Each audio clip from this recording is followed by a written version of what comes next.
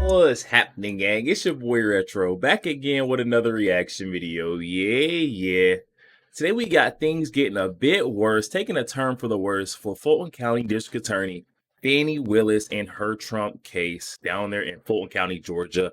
Got one of the other co-defendants, Sidney Powell. She is known for, she took the plea deal out. Was supposed to be flipping on Trump, but Fani Willis, that backfired. Didn't get much information out of her or evidence that would incriminate Trump. Now we got Sidney Powell coming out and laying a major blow on Fani Willis's case. I'm excited to check out this clip. What's going on there? So we're gonna hop straight into it, guys, and I'll give my thoughts on the back end. Definitely stick around till the end so you guys get my thoughts on the back end. But let's get straight into it, y'all. Before we do that, though, make sure you guys hit that like button, guys. It does not cost a thing. Hit that like button for your boy, and also hit that subscribe button as we're on the road to the truth. Hop aboard for the journey. Let's get into it, y'all. New documents, including Sidney Powell's supposed apology to the people of Georgia and Fani Willis, was released, and we'll show you the actual document, which is hilarious. It proves that Fani Willis got nothing, and Sidney Powell is still on fire. She's still on the team. Welcome to Doug in Exile. I'm Doug TenNapel. This is where all the happy patriots are. This is from MSNBC. To Sidney Powell, a half apology was just the cost of doing business. Now, this article is from MSNBC. I always like getting my material from the left, because then it's not a bunch of rah. I don't know if I can trust it if you're just telling me what I want to hear. MSNBC is never trying to tell me what I want to hear. Nothing says I'm really sorry like one sentence scrawled on a piece of lined notebook paper. But Fani Willis knew what she was getting. They keep trying to give her an out by saying she knew she was, no, she didn't know this is what she was getting. Last week, Sidney Powell and Kenneth Cheseborough's letters of apology to the citizens of Georgia were released pursuant to a public record request. Fulton County District Attorney Fani Willis had insisted, as part of their plea bargains, that defendants Powell and Cheseborough submit those written apologies to the court. Now, the public has gotten its first look at what contrition looks like when uttered by a criminal defendant who is being allowed to plead guilty to lesser charges and no prison time. That's one way of putting it.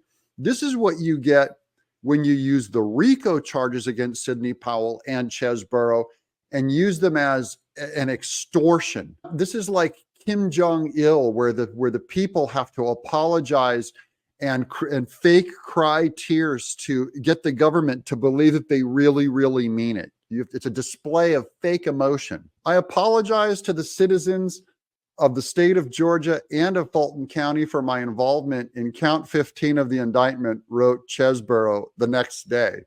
So that's all they got out of Cheseborough for his apology. But look, wait till you see how this is written. Look at this. He scrawled it on a piece of paper, handwritten. It looks like it's written by a 4-year-old in crayon. This is a huge slap in the face to the court. It shows that Cheseborough gave them as little as possible and very reluctantly. And then here's Sidney Powell's. I apologize for my actions in connection with the events in Coffee County. It's even shorter. Powell wrote on October 19th, the same day she pleaded guilty. Let's look at her handwritten note. This is a huge slap in the face to Fani Willis. Look at this. One sentence. Legally, they have to check the box. This is technically a legal apology. And the court can't go after you for not being emotional enough because she didn't cry a bunch of tears. Nothing says, quote, I'm really not sorry, like one sentence scrawled on a piece of lined notebook paper, which is exactly what Powell and Cheseborough submitted. To say the apologies do not seem heartfelt is an understatement. They more closely resemble a child dragged by the ear to apologize to a teacher on the receiving end of a pea shooter. MSNBC is starting to figure out. They're going, hey, this doesn't feel like a deep-throated, sorrowful apology. Yeah, no kidding. That's because you extorted her. That's because you manipulated her and basically said you will throw you in jail and we will fine you and ruin you for life unless you give us an apology and a statement. And I think this is the heartbeat of America, still alive and beating in Cheseborough and in Sidney Powell. This is what you get, Fani Willis. And I hope this is so flaccid of an apology, so thin, such thin gruel that you can't eat it. She can't live on those calories. And we know Fani Willis needs some calories. Powell's non-apology apology was especially notable given the other indications of her lack of authentic remorse. In the days after her guilty plea, Powell's organization, quote, Defending the Republic, which she founded and serves for as president, promoted articles through its Substack newsletter that characterized her guilty plea as extorted, because it was extorted, and obtained under pressure, because it was obtained under pressure. No duh. Thanks for figuring this out, MSNBC. What we all knew about 15 seconds into the indictment. All four were allowed to plead guilty under Georgia's first offender law, which will enable them to have their criminal records wiped clean if they successfully complete their probationary terms. That's a more generous deal than most defendants who plead guilty get. Even those who agree to cooperate with the government and testify against their co-defendants. So even Sidney Powell and Chesborough got a better sweetheart deal than most people get. Why? Because this is always about politics. This is only about manipulating information out of them. You get what you deserve on this one, Fani. What did you expect? And now Sidney Powell is scot-free if this holds. Quote, the contrition doesn't have to be some poetic melody. It doesn't have to be pages and pages, Willis told the Atlanta Journal-Constitution. Again, you got to look at Sidney Powell's actual confession. Yeah, it's not poetic or pages and pages. Sometimes you just need an I'm sorry. Well, you got one. And if you get I'm sorry, then we can move on and move past it if it's a sincere apology. I don't know how the government determines sincerity. I mean, I have something to say about Fani Willis's sincerity. But with respect to Powell's and Chesborough's contrition, Willis got exactly what she bargained for. Half-hearted, limp apologies from two attorney defendants who knew that this is simply a legal transaction, nothing more and nothing less, with the little MSNBC logo to sting it at the end. So glad you guys realize you got rocked, you got suckered, you got rolled.